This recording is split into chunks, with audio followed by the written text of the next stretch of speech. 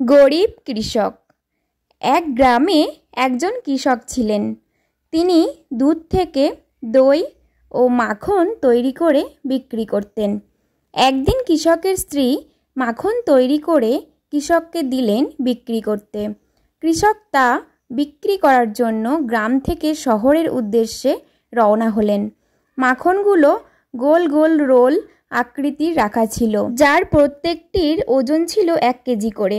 শহরে পৌঁছে কৃষক প্রতিবারের ন্যায় পূর্ব নির্ধারিত দোকানে মাখনগুলো দিয়ে পরিবর্তে চা, চিনি, তেল ও তার সংসারের প্রয়োজনীয় দ্রব্যাদি নিয়ে আসতেন। আজ কৃষক চলে যাওয়ার পরে দোকানদার মাখনের রোলগুলো একটা একটা করে ফ্রিজে রাখার সময় ভাবলেন, মাখনের ওজন সঠিক আছে কিনা আজ একবার পরীক্ষা করে দেখা যাক।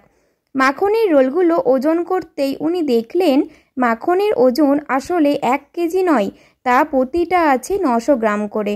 পরের সপ্তাহে আবার কৃষক উক্ত দোকানে মাখন বিক্রি করতে গেলেন। দোকানের সামনে পৌঁছানোর সঙ্গে সঙ্গে দোকানদার কৃষকের উদ্দেশ্যে চিৎকার করে বলতে লাগলেন, বেরিয়ে যাও আমার দোকান থেকে। এবার থেকে কোনো বেঈমান চিটিংবাজের সাথে ব্যবসা করো, আমার দোকানে আর কোনো দিন পা রাখবে না।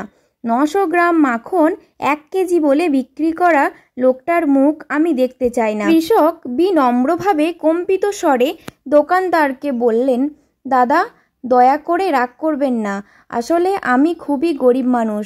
দাঁড়িপাল্লা বাটখারা কেনার মতো পয়সা আমার কাছে নেই, তাই আপনার থেকে প্রতিবার যে 1 কেজি করে চিনি নিয়ে যেতাম সেটাই দাঁড়িপাল্লায় এক পাশে রেখে অন্য পাশে মাখনের রোল মেপে নিয়ে আসতাম। এই গল্প থেকে আমরা এই শিক্ষা পাই যে আপনি অপরকে যেটা দেবেন সেটাই পরে আবার আপনার কাছে ফিরে আসবে, তা সেটা সম্মান হোক বা ঘৃণা। ধন্যবাদ।